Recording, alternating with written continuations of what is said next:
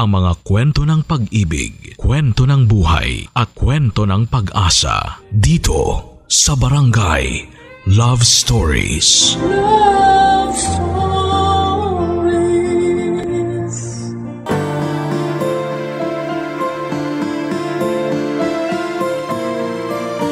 Tayo'y isinilang na may kakayahang umibig. At ito rin ang dahilan kung bakit tayo bumabangon tuwing umaga ng may ngiti sa mga labi. Pinipilit nating harapin ang bawat hamon sa buhay para sa mga taong sa buhay natin ay pinipiling manatili. Ikaw kabarangay, ano ang kaya mong gawin para sa pag-ibig? Dear Papa Dudut, isang mainit na pagbati po sa lahat ng mga kapwa ko kapuso at kabarangay na nakikinig ngayon sa Barangay Love Stories. Ako po si Joy, 50 years old na sa kasalukuyan, may asawa na at 2 anak. Papadudot sa Bato, Camarines Sur ako lumaki at aaminin ko na hindi ako kagandahan. Nasa 5 feet lang ang height ko na naman ako naman kay nanay.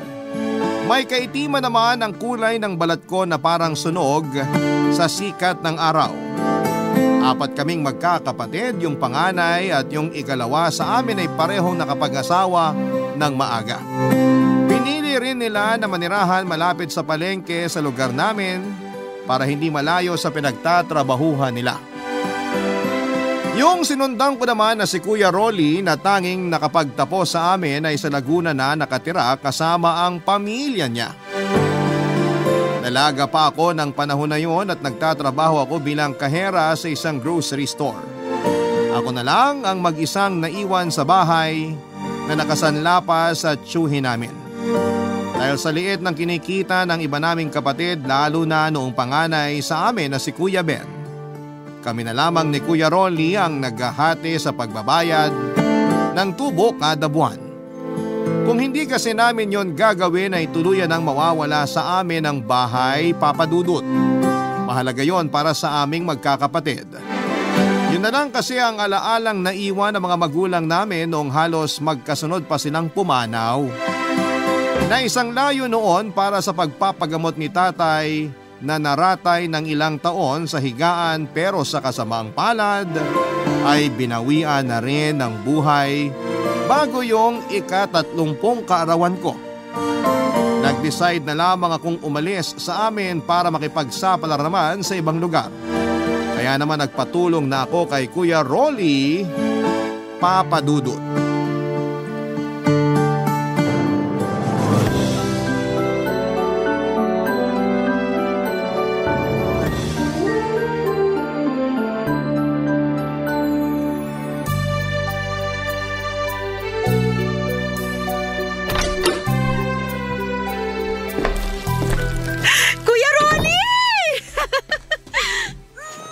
Grabe ka, Joy!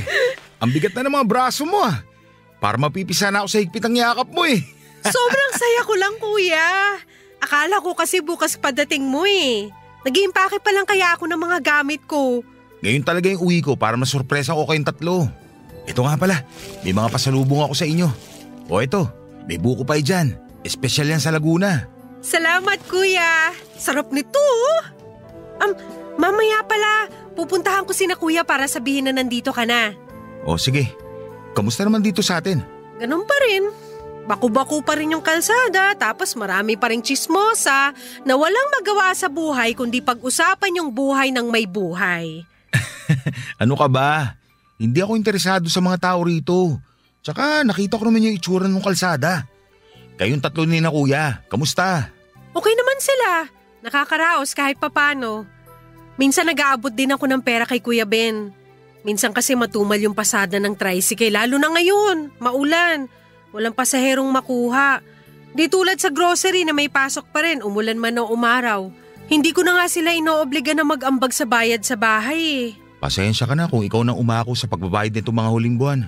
Nagkasakit na naman kasi yung panganay ko eh. Malaki rin yung nagastos namin sa ospital. Hindi naman ako nagre-reklamo.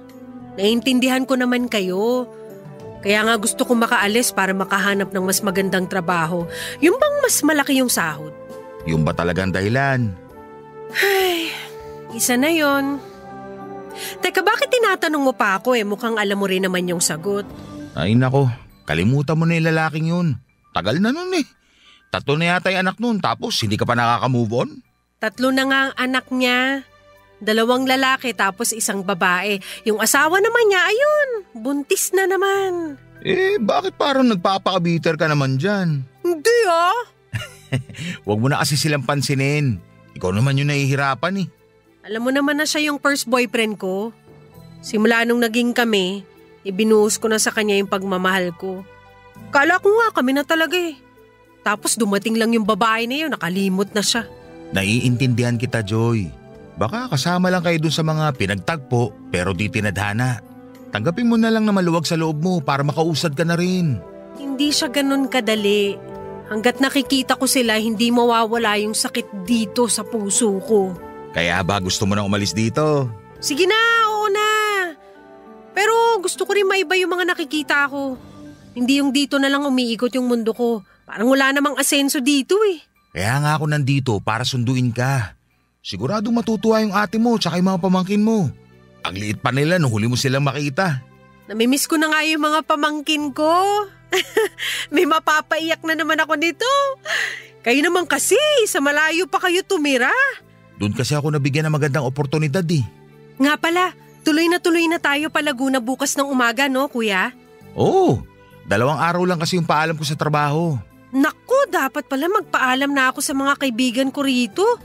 Baka magulat sila kung basta na lang ako mawawala. Sabihan mo na rin sina kuya na dito na maghapunan mamaya. Maaga kasi tayo luluwas bukas para makaiwas sa traffic. Oo kuya, sila muna pupuntahan ko bago yung mga kaibigan ko. Dadaling ko na rin tong buko pie para matikman na nila. Teka, di ba may nasabi ka sa akin nung tumawag ka? Tungkol yun dito sa bahay Ay, isa pa nga yun kuya. Sabi raw kasi ni Chong, kailangan na nating tubusin tong bahay kasi kung hindi, ibebenta na raw nila. Ha? Ganon? Bakit biglaan naman? Narinig ko kasi sa mga pinsan natin na hindi okay yung trabaho ni Chong sa ibang bansa. Kailangan daw nila ng pera. Hindi yun tama. Malino yung usapan noon. Saka hindi naman tayo pumapalis sa pagbabayad Panggigipit na yung ginagawa nila. Yun nga rin iniisip namin ni na kuya. Ay, teka, dito ka muna. Ako nang kakausap kay Chang. Mabuti pa nga kuya, baka sakaling mapagbigyan pa tayo. Hindi pwedeng mawala sa atin tong bahay. Oo sige, susubukan ko.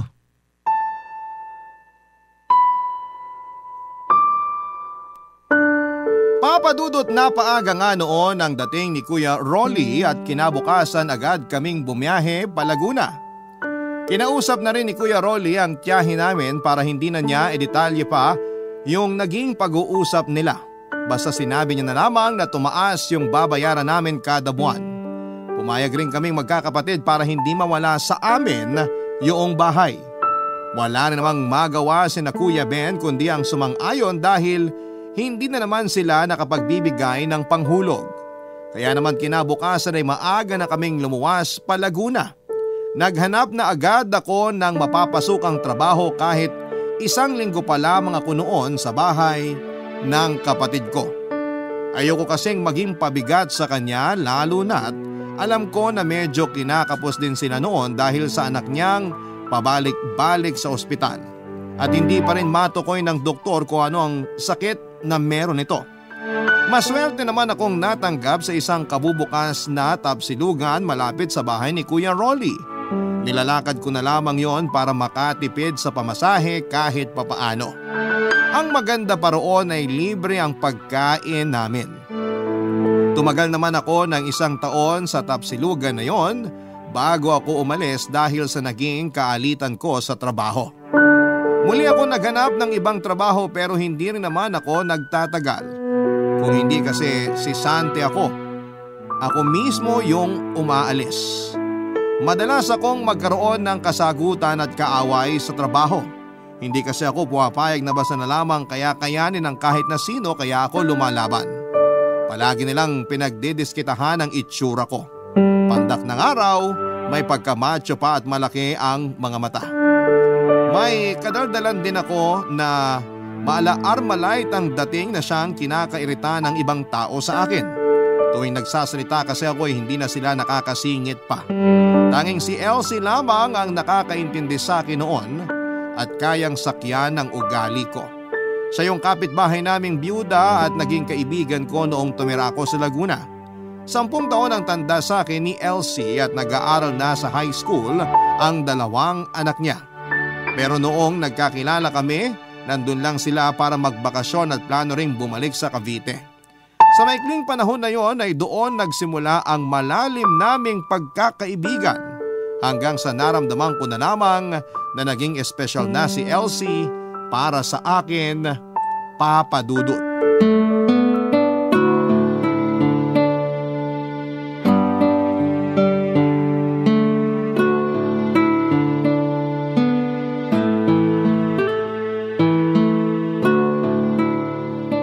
Umalis ka na naman sa trabaho?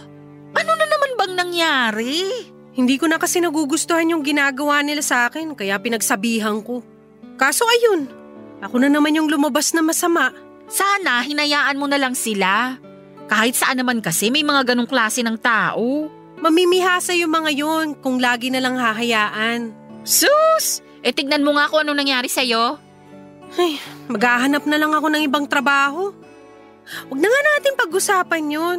Pag-usapan na lang natin yung tungkol sa atin. Ano naman yung tungkol sa atin? Yung sinabi ko sa'yo nung isang araw. Na gusto mo ko? Baka nababaitan ka lang sa akin. Buti kung hindi ko alam kung ano yung nakaraan mo. Kung di ka naniniwala, bigyan mo ako ng pagkakataon na patunayan sa'yo. Bata ka pa nga. Hindi mo pa alam ang sinasabi mo. Bata ka dyan. 32 na, bata pa rin sa'yo. Kita mo yung mata mo? Lumalaki na naman. Di ka talaga mabiro. Mata ko na naman nakita mo.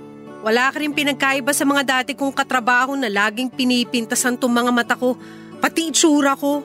Hoy, grabe ka. Hindi na ba kita pwedeng biruin? Ay, siya nga pala. Hiring sa amin. Baka gusto mo mag-apply.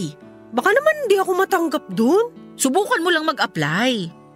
Ayaw mo bang magkasama tayo sa trabaho? Siyempre gusto ko. Kaso, di ba sa Cavite yung trabaho mo? Ang layo naman kung dito pa ako uuwi sa Laguna. Apply ka muna. Saka mo na isipin yung tutuluyan mo. Kung sakaling matanggap ka, pwede ka naman sa apartment ko tumira. Hati na lang tayo sa lahat ng gastusin.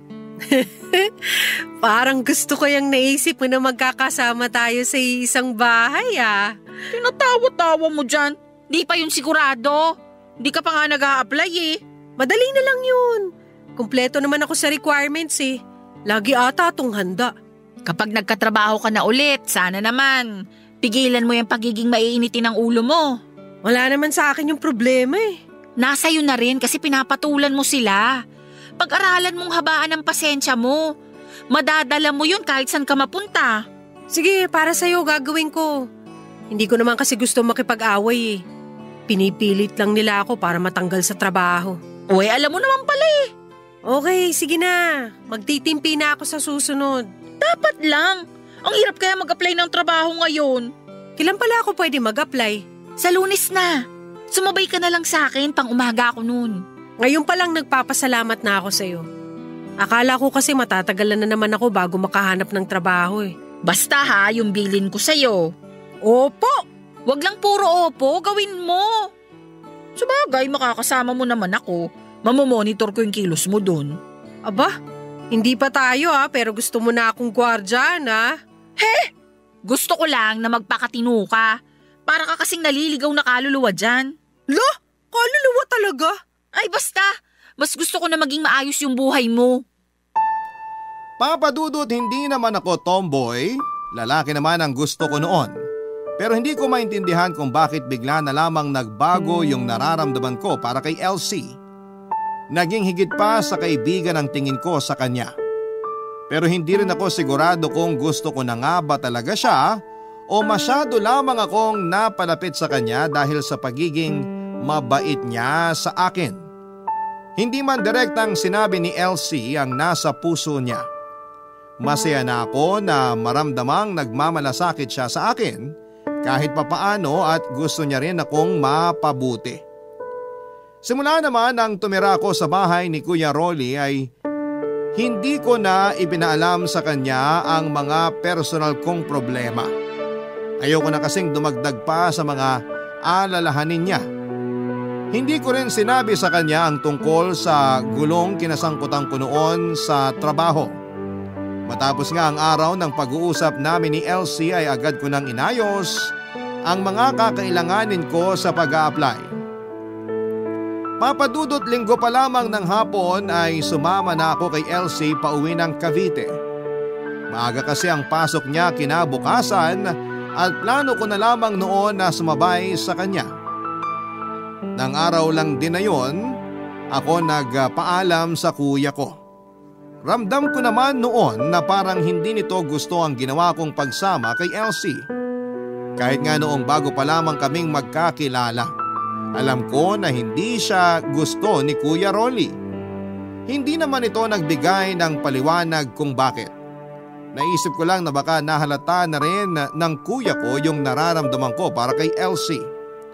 Pagkatapos kong mag-apply ay bumalik muna ako sa bahay ni Kuya Rolly habang naghihintay ng tawag. Pero wala pa rin akong natanggap kahit ilang linggo na ang lumipas. Kaya naman hindi na ako umasa pa na makakasama ko si Elsie sa trabaho, Papa Dudut. Mga ilang araw pa matapos yon ay bigla na lamang may tumawag sa akin. Pinababalik ako para kunin yung referral na gagamitin sa pagpapamedical ko. Natulala pa ako noon sa sobrang saya ko, Papa Dudut. Dahil mukhang magkakatrabaho na ako at kasama ko pa siya. Barangay Love Stories. Barangay Love Stories. Noong makasiguradong magkakatrabaho na ako ay agad ako nagpaalam kay Kuya Rolly at sa mabait kong hipag. Kita ko sa mga mukha nila ang lungkot lalo na sa dalawa kong pamangkin. Naiintindihan ko naman sila, Papa Dudut, dahil ilang taon din kaming nagkasama sa isang bubong. At sa ilang taon na yon ay wala kaming problema sa isa't isa. Si kuya naman ay naglabas na rin ng saloobin bago ko umalis. Tama nga yung iniisip ko na tutol siya sa ideya na magkasama kami ni Elsie sa iisang apartment lamang. May usap-usapan daw kasing nakarating sa kanya na nililigawan ko na ang kaibigan ko. Hindi naman ako nagkaila pa at agad ko yung inamin sa kanya. Hindi na lamang nagsalita si Kuya Rolly pero alam ko na hindi niya nagustuhan ang mga sinabi ko. Nang makarating kami sa Cavite ay naging maayos naman ang mga unang buwan ng pagtira ko sa apartment ni Elsie, Papa Dudut. Aaminin ko na sa kauna-unahang pagkakataon ay nakaramdam ako ng tunay na kaligayahan. Kay Elsie ko naranasan kung paano asikasuhin sa pagkain at sa isusuot na damit. Bagamat bukang bibig ko lagi, ang nararamdaman ko para sa kanya ay sinigurado ko na hindi ako lumalampas noon sa limitation ko bilang respeto na rin para sa kanya. Kung naging maayos ang samahan namin noon ni Elsie sa isang bahay, kabaliktaran naman pagdating sa trabaho. Katulad sa mga nauna kong trabaho ay marami rin ang naiinis sa akin. Isang umaga nga ay pinatawag ako ng supervisor. Kasama rin doon yung line leader namin. Ganon na lamang ang gulat ko nang malaman na pinaghihinalaan pala ako na siyang kumuha sa nawawalang wallet ng isa sa mga katrabaho namin. At nang i-check nila yung locker ko ay nakita nga ng security guard yung nawawalang wallet sa loob nito. Nagpaliwanag ako at ipinagtanggol syempre ang sarili ko pero mas pinaniwalaan nila ang isang testigo. Yun ay walang iba kundi si Carla na may lihim na galit sa akin, Papa Dudut.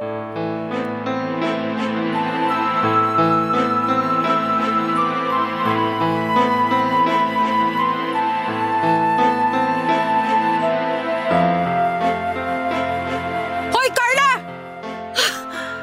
Anong ginagawa mo dito sa locker room? Di ba pinatawag ka? Wala pa akong sinasabi pero mukhang guilty ka na agad. Halata sa mukha mo, oh. Tumabi ka nga sa daraanan ko. Aray! Ano ba? Nananadya ka ba? Nakaharang ka sa daraanan ko eh. Ano ba kasing kailangan mo? Ba't ginawan mo ako ng kwento na hindi naman totoo? Hindi ko alam yung sinasabi mo, ha? Huwag ka na magmaang-maangan. Pinatawag ako sa opisina dahil sa malimbintang mo. Alam ko na pakana mo yun. Ikaw lang naman ang may matinding galit sa akin dito eh. Hindi ko nga alam mga sinasabi mo. Ayaw mo pang umamin eh. Halatang halata ka na. Tumigil ka nga. Pagkatapos mo magnakaw tsaka ka maghahanap ng masisisi? Kita mo na? Wala pa nga ako sinasabi. Alam mo na agad yung dahilan bakit ako pinatawag? Pakana mo yan oh. Ano naman ngayon? May magagawa ka ba? Sa locker mo nakita yung nawawalang wallet. Alam nga namang isipin nila na hiniram mo lang yon. Kahit kailan hindi ko yung magagawa. Hindi kami ganun pinalaki ng mga magulang namin. Talaga? O bakit doon nakita yung wallet sa locker mo? Malamang nilagay mo. Ikaw lang naman yung pwede gumawa nun. Ha! Teka, bakit nga ba hindi ko naisip na boyfriend mo yung CQ na nag-check ng locker ko? Hindi kaya... Hindi ko siya boyfriend! Tsaka wag mo nga kami pagbintangan! Talaga? Nahuli ko nga kayo eh. Kaya siguro ginawa mo to para mapaalis ako. Akala mo siguro ipagkakalat ko. Kung totoo man yon, wala ka nang pakialam doon. Labas ka na sa relasyon namin! Ganun naman pala eh. Bakit kailangan mo pa akong gawa ng kwento? Pinagmukha mo pa akong magnanakaw? Sigurado naman ikaw at yung boyfriend mo naglagay ng wallet na yun para mapagbintangan ako eh. Ano kung kami nga? Wala ka na magagawa. Tanggal ka na rin naman. At saka, wala ka ring pruweba sa mga pinagsasasabi mo. Sama talaga ng ugali mo. Sabihin mo sa supervisor natin yung totoo. At bakit ko naman gagawin yun? Kasi hindi ako magnanakaw. Ha? Walang maniniwala sa'yo. Magnanakaw ka na nga, sinungaling ka pa. Ngayon ka pa ba magsisinungaling? Marami nang nakarinig sa'yo. Tingin mo magsasalita sila laban sa akin? Tropa ko yung mga yan eh. Oh, kita mo na?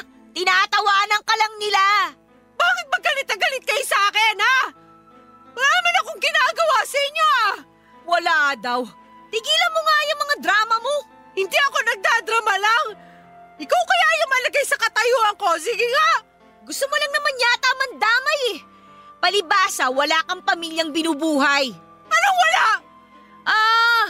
Hindi ka nga pala babae. Pero sino bang binubuhay mo? Si Elsie?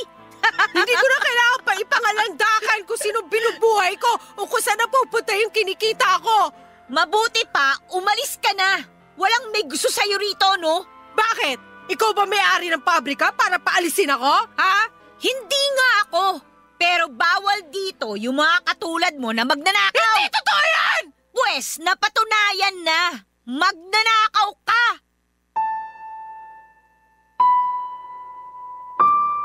Kahit na anong pigil ko noon sa sarili ko, Papa Dudut, ay hindi na ako nakapagpigil na sampalin si Carla. Basta na lamang nagdilim ang paningin ko dahil sa bintang niya.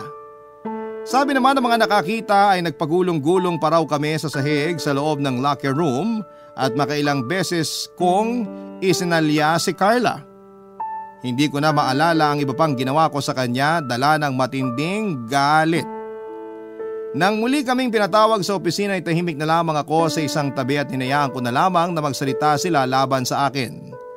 Pakiramdam ko na mga oras na yon ay wala na akong karapatang pang magsalita dahil hinusgahanan nila ako kaagad. At kahit na anong sabihin ko ay wala na rin namang maniniwala sa akin. Kung nandun lang sana si Elsie kahit papaano ay magkakaroon ako ng kakampi. Ang kaso'y hindi siya nakapasok ng araw na yon dahil may lagnat ang anak niya. Pero sa huli hindi na rin nagreklamo pa si Carla. Umalis ako sa pabrika na iyuko ang ulo. Pagdating sa gate ay kinapkapan muna ako ng gwardya bago pinalabas. Habang naglalakad papunta ng sakayan ay panay ang agos ng luha ko, Papa Dudut. Para kung batang naghahanap ng kakampi ng mga oras na yon. Pakiramdam ko ay kriminal ang tingin nilang lahat sa akin. Dahil sa mga nangyari parang tinamad na akong maghanap ng bagong trabaho. Hindi ko rin sinabi kay Kuya Rolly ang pagkakatanggal ko sa pabrika. Marami na kasi siyang iniisip, kasama na ang bahay namin sa probinsya. May konting ipon pa ako noon kaya naisipan ko na lamang na magtinda ng ihaw-hihaw sa harap ng apartment para hindi ako maging pabigat kay Elsie. Ayoko rin kasi na may masabi ang mga anak niya tungkol sa akin, lalo na tutol din ang mga yon sa pagsasama namin sa iisang bubong. 3 buwan na ako noon sa pagtitinda ng ihaw-ihaw. May pagkakataon na malakas at meron din namang araw na sobrang hina.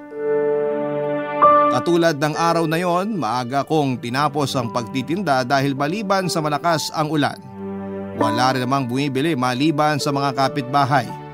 Pero hindi ko akalain na yung araw din na yon ang maglalapit sa akin sa isang panibagong opportunity, Papa Dudut.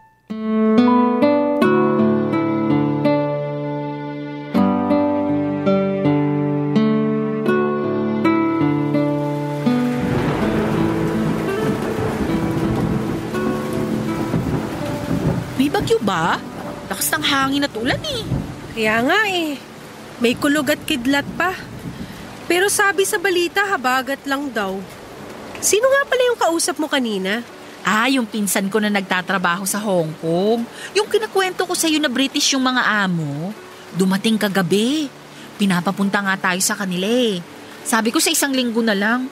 1 buwan naman siya rito eh. Oo, naalala ko siya. Yung mabait yung mga amo. Oo. Ay nga pala, may nabanggit din siya sa akin. Ano yun? Yung kaibigan daw kasi ng amo niya ay nagpapahanap ng kasambahay na Pinay. Baka gusto mo. Kasambahay? Naku, baka doon naman ako makahanap ng kaaway. Wala ka namang kasama sa bahay. May trabaho yung mag-asawa, tapos wala ring anak. Linis, luto at pag-grocery lang ang gagawin mo. Saan ka pa? Makapasa naman kaya ako ron. Kaya nga gusto kang makita ng pinsan ko. Mabait yun, parang ikaw lang. Parang lalaki kong kumilos pero babae naman talaga. Sino namang may sabi sa yung babae ako? Haligang kita dyan eh. Magtigil ka nga dyan. Basta pag nagustuhan ka ng pinsan ko, sunggaban mo agad yung trabaho. Sagot naman na magiging amo mo lahat ng gastos eh. Sige na nga, baka sakaling doon ako swertehin. So swertehin ka na talaga. Yun na yung kapalit na mga pangit na nangyari sa'yo. Eh paano ka? Mag-isa ka na lang dito. Minsan pa naman nahihilo ka dahil sa pagtaas ng presyon mo. Ay wag mo akong intindihin. Nandyan naman yung mga anak ko eh. Pwede naman ako magpasama sa bunso ko. Salamat ha. Hindi mo ako iniwan kahit marami ako naging problema. Malaking tulong yun. Ano ka ba? Ikaw nga tong marami nang naitulong sa akin. Lalo na sa pera. Mas inuuna mo pa nga akong tulungan kaysa sa kapatid mo eh. Kahit nagalit na sila sa'yo noon, hindi mo kami iniwan. Kaya dapat lang na ibalik ko yung kabutihan mo. Ginawa ko yun kasi mahalaga ka sa akin. Mahalaga ka rin sa akin. Para nakaya kitang kapatid. Yun lang ba talaga? Ay nako, gusto kong magkaroon ka pa rin ng sarili mong pamilya. Malay mo, pagpunta mo sa Hong Kong, doon mo matagpuan yung mapapangasawa mo. Bongga yun. O basta, wag mo lang akong kakalimutan. Nang aasar pa talaga to eh. Hoy, hindi yun pang-aasar. Sana talaga doon ka na makahanap ng mapapangasawa. Trabaho yung ipupunta ko ron, hindi paghahanap ng asawa, no? Eh malay mo nga, hindi natin masasabi yung magiging kapalaran mo sa Hong Kong. Huwag ka mag-alala. Sinabi ko sa pinsan ko maayos kang kasama sa bahay. Talagang ibinenta mo na ako sa pinsan mo, ha? Siyempre naman. Gusto ko kasing makapunta ka sa Hong Kong. Para kapag nandun ka na, saka ako ikukwento sa mga katrabaho natin yung magandang nangyari sa'yo. Okay, ikaw ang bahala. Basta ako, wala na akong pakialam sa kanila. Papadudot nang makaharap at makausap ako ng pinsan ni Elsie ay may mga tinanong lamang siya sa akin. Tapos ay sinabihan na ako mag-asikaso ng mga kakailanganin ko sa pag-alis. Ang sabi pa niya ay huwag daw akong mag-alala dahil mabait ang mga magiging amo ko. Ang kaso, ang gusto raw ng mga ito ay kamag-anak niya lang din yung kukuning kasambahay. Kaya naman pagdating namin sa Hong Kong ay nagpanggap na lamang kami na magpinsan. Papadudot, wala namang naging problema sa mga papeles ko at mabilis din akong nakakuha ng passport. Pagkatapos ng 2 buwan ay nakaalis kaagad ako noon papunta sa Hong Kong. pero nagpaalam muna ako kay Kuya Rolly bago tuluyang umalis. Tumawag din ako sa dalawa ko pang kuya na nasa probinsya namin. Baka sa tono nila ang excitement na makakapunta ako sa ibang bansa. Hindi pa nga ako nakakaalis ay nanghihingi na agad sila noon ng pasalubong na ikinatawa ko na lamang. Hanggang sa dumating na nga yung araw ng pag-alis ko. Halo-halo ang nararamdaman ko noon habang papunta pa lamang kami sa airport. Sina Kuya Rolly at Elsie ang naghatid sa akin. Parang gusto ko na ngang mag-back out noon dahil pakiramdam ko ay hindi ko kakayanin ang mag-isa. Lalo na't malayo ako sa mga mahal ko sa buhay. Ngunit tuwing sumasagi naman sa isipan ko, yung masasamang nangyari, yon ang nagtutulak sa akin na ituloy ang pag-alis hanggang sa makasakay ako ng eroplano.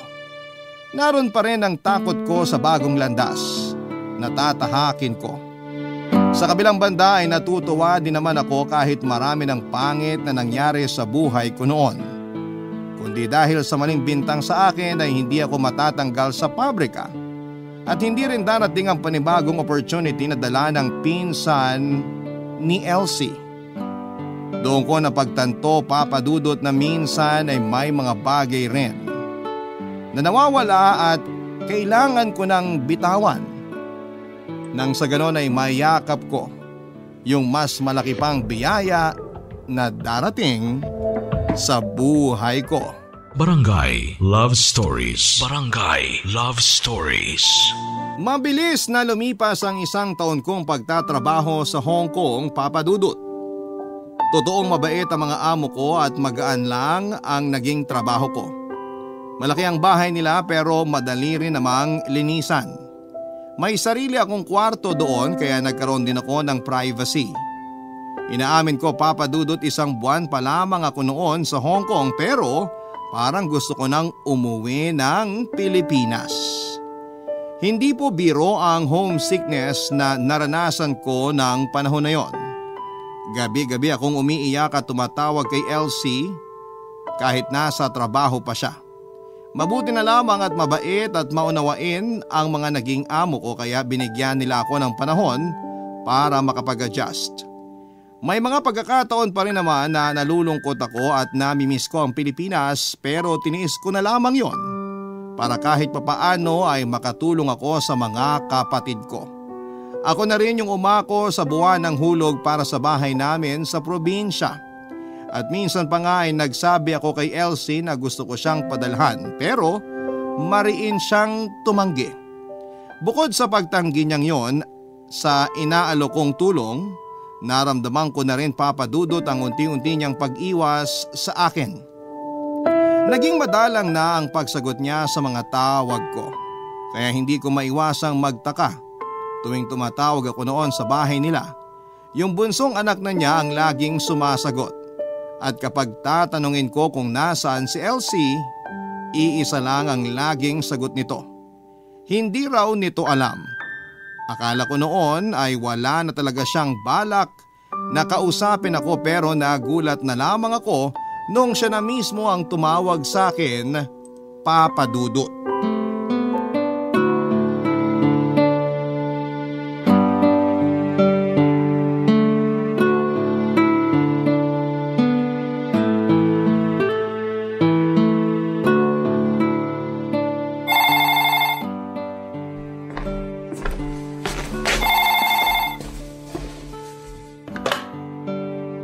Hello? Hello, Joy! Ako to si Elsie! Kumusta? Buti naalala mo pa ako. Ay, pasensya ka na ha. Medyo busy kasi. Lagi ka bang overtime sa trabaho? Hindi sa trabaho. Pasensya ka na ha. Hindi ko nabanggit nung huli tayong nag-usap na umalis na ako sa trabaho. Natanggal ka rin ba? Hindi ako yung kusang umalis. Bakit ka nga umalis? Patapusin mo muna ako sa pagsasalita kasi. Ang bagal mo kasi magkwento. Ano ba kasing nangyari? Okay naman ako. Gusto ko lang talaga mag-resign sa trabaho. Kasi alam mo naman na hindi ko na rin kaya yung panggabi. Saka yun din ang gusto ng mga anak ko. Yan lang ba ang sasabihin mo? Kilala kita, Elsie. Meron pa nga. Pero sana, lawakan mo yung pangunawa mo. Alam mong mahalaga ka sa akin. Sabihin mo na kasi, pinapakaba mo ko eh. May boyfriend na ako. Tulad ko, wala na rin siyang asawa. Byudo na. Anong sabi mo? Pasensya ka na kung nabigla ka sa sinabi ko. Okay lang ako, pero tama ba yung narinig ko? Oo, sana maunawaan mo ko. Kasundurin niya yung 2 kong anak. Paano na tayo? Diba, pinaliwanag ko na sa'yo yan dati pa. Alam kong pusong babae ka pa rin. Naguguluhan ka lang sa totoo mong nararamdaman. Akala ko pa naman pag uwi ko, tayo pa rin. Kaya ba ayaw mong tanggapin yung pera na gusto kong ibigay sa'yo? Alam mong hindi ko kailangan yung pera mo. Mas gusto kong mag-ipon ka o itulong mo na lang yun sa mga kapatid. Matagal na ba kayo? Bago lang. Kinikilala pa lang namin yung ugali ng isa't isa. Kapag sinaktan ka niya, magsumbong ka lang sa akin. Ako nang bahala. Oo ba? Ikaw yung unang makakaalam pag sinaktan niya ako. Yun lang bang dahilan kung bakit mo ko tinawagan? Oo. Tsaka gusto ko rin kumustahin yung kalagayan mo dyan. Hindi ka na ba naho-homesick? Minsan. Pero sanay na rin. Nagbababad na lang ako sa panonood ng TV kapag wala nang gagawin. Hindi naman mahigpit si na madam. Nabanggit nga pala sa akin ng pinsan ko na niyaya ka niya sa tambayan ng mga kapwa OFW nyo dyan pero ayaw mo naman daw sumama. Alam mo namang hindi ako mahilig gumala kahit nung nandyan pa ako sa Pilipinas. Tsaka parang may trauma na ako eh. Baka doon pa ako makahanap ng kaaway. Ayoko na, dito na lang ako. Sa bagay, basta kapag gusto mong mamasyal dyan, tawagan mo lang daw siya. Nabanggit nga rin niya sa akin yan nung dumalaw yung mga amo niya rito kasama siya. Tsaka may mga Pinay din naman sa mga kapitbahay namin dito eh, kaya may nakakausap ako minsan. Mabuti naman at kahit paano may nakakausap ka dyan. Oo nga eh. Teka, bakit matamlay ka pa rin? Ano bang gusto mo na maging reaksyon ko? Kakasabi mo lang na may boyfriend ka na. Huwag ka nang magtampo. Pag uwi mo, ipapakilala kita sa kanya. Hindi na ako uuwi dyan. Uy, parang kang bata. Pero alam mo, hinihiling ko na matagpuan mo na rin yung lalaking tatanggap at magmamahal sa'yo ng totoo. Sabi ko nga sa'yo, hindi naman ako lumalabas dito, kaya malabo yung sinasabi mo. Malay mo naman, baka yung lalaking nakatakda para sa'yo, siya pa mismo yung pupunta dyan para magkakilala kayo. Ay, wag mo kasing mamaliitin yung kapangyarihan ng pag-ibig. Tigilan mo nga ako. Nagkaroon ka lang ng bagong boyfriend, naniwala ka na sa mga kalokohang yan. Nagsasabi lang ako ng totoo. Tama na nga itong usapan natin. Mahal na babayaran mo sa bill ng telepono niyan. Okay lang, minsan lang naman ako tumawag eh. Sige na, ako na lang tatawag sa susunod. Ingat, bye. Papadudot na lungkot ako sa ibinalita ni Elsie pero hindi na ako gaanong nasaktan. Siguro'y dahil kahit noong nasa Pilipinas pa lamang ako ay matagal ko nang tinanggap na magkaibigan lamang kami ni Elsie at hindi na lalampas pa roon. Inabala ko na lamang ang sarili ko sa ibang bagay para hindi ko na siya maisip pa. Sinunod ko na rin ang payo ng pinsan niya na lumabas at pamasyal naman para hindi ako laging nakakulong sa bahay ng mga amo ko. Hanggang sa dumating na nga ang araw na parang nagdilang anghel si Elsie. May dumating kasing bisita habang abala ako noon sa pagpupunas ng mga sapatos. Napatingin ako noon sa wall clock sa sala. Minsan kasi ay nakakaligtaan ko na ang oras sa sobrang dami ng ginagawa ko at hindi ko namamalayan na nakauwi na pala yung mag-asawa. Pero nagtaka ko dahil 2 oras pa naman noon bago sila umuwi. Medyo kinabahan ako, Papa Dudut. Yun kasi ang kauna-unahang pagkakataon na may nag-doorbell na hindi ko naman kilala. Isang matangkad na lalaking naka-Amerikana ang napagbuksan ko ng pintuan. Tumingala ako para makita ko ang mukha niya, kahawig niya yung amo kong lalaki na asul ang mga mata at blonde ang buhok. Mas bata nga lang siyang tingnan kumpara sa amo kong lalaki. Ngumiti siya sa akin at agad na nagpakilala, Papa Dudut. Kaibigan daw siya ng mga amo ko. Bigla ko naalala noon yung nakukwento nilang kaibigan na kababayan nila na nagtatrabaho sa Hong Kong. Nagdalawang isip ako noon na papasukin siya pero sa huli ay pinatuloy ko pa rin. Pagdating naman ng mag-asawa ay sakalang nila sinabi na nakalimutan nilang ibilin sa akin na darating ang kaibigan nila para doon na maghapunan. May isang linggo na rin noon ang lumipas nang muling bumalik ang kaibigan ng mga amo ko. Oliver daw ang pangalan niya. Nung una ay napapadalas lang ang paghahapunan niya roon hanggang sa halos araw-araw na ang naging pagbisita niya. At ang nakakagulat pa ay may dala siyang bulaklak para sa akin. Kahit na hindi ako masyadong tuwid sa pag-i-Ingles ay naiintindihan ko naman ang mga sinasabi niya at nakakasagot ako kahit halos mamilipit na nga ang dila ko noon. Dahil sa lagi niyang pagdadala ng regalo at bulaklak ay hindi ko na rin naitago noon ang nararamdaman kong kilig, Papa Dudut. Lalo na noong ipagpaalam niya sa mga amo ko yung paglabas namin tuwing day off ko. Dahil ayaw ko na ring magpakipot pa ay sinagot ko na nga si Oliver makalipas lamang po ang isang buwan. Gusto ko sanang ilihim muna sa pamilya ko ang relasyon namin pero nang magkausap kami ni Kuya Rolly, napansin niya na may kakaiba sa boses ko, Papa Dudut.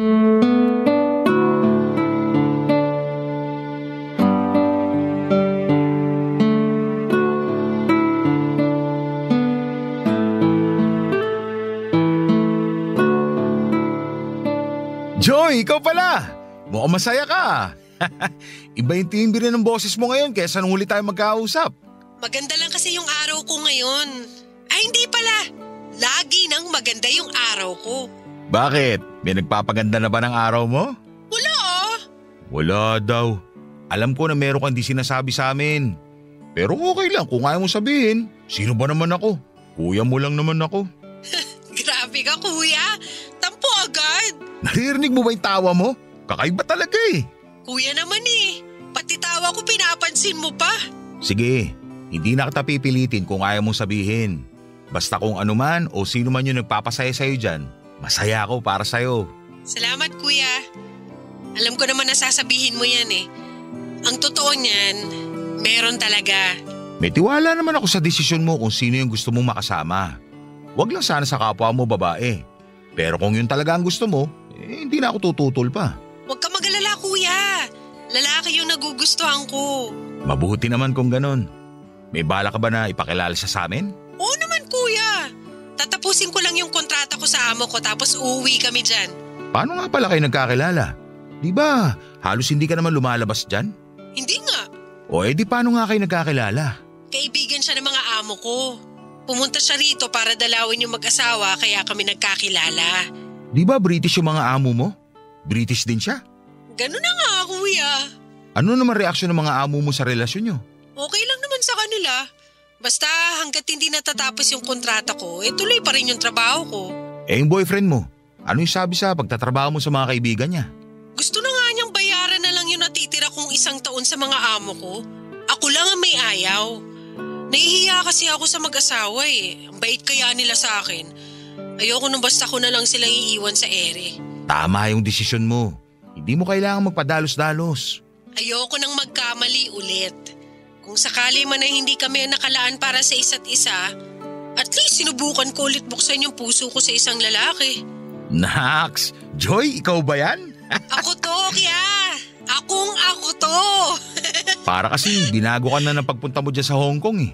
Iba ka na magsalita.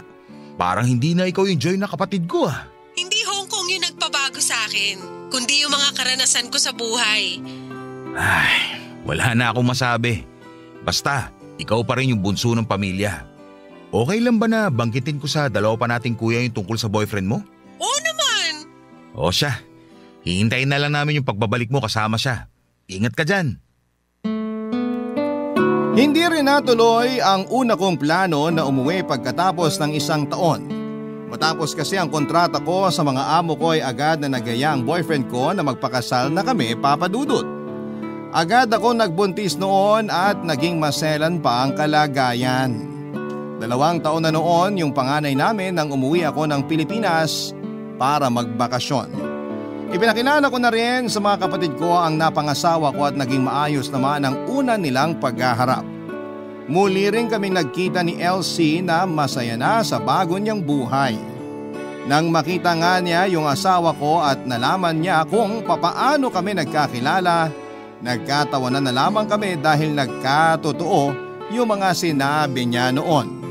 Natuwa naman ako dahil nanatili pa rin kaming magkaibigan kahit pareho na kaming may sariling pamilya. 1 buwan lang kaming nagbakasyon sa probinsya namin at bumalik na rin kami ng Hong Kong. Dinalaw ko lang ang mga kapatid ko at binisita yung bahay namin na ng mga panahong yon ay sa awa ng Diyos ay tapos na naming matubos at pinapa-renovate na. Sa ngayon, Papa Dudut, ay masaya at payapa ang buhay namin dito sa Hong Kong. Halos hindi nga ako makapaniwala na parang kailan lang ay nandito po ako bilang isang kasambahay. Hindi ko rin akalain na darating ako sa punto ng buhay ko na makakabuo rin ako ng sarili kong pamilya. Masaya pala, Papa Dudut. Kaya hindi ko pinagsisihan na nakipagsapalaran ako sa kabila ng naging takot ko noon. Hanggang dito na lamang po ang kwento ko at sana po ay nakapagbigay ng inspirasyon sa iba kahit na sa pamamagitan lang ng kwento ng buhay ko.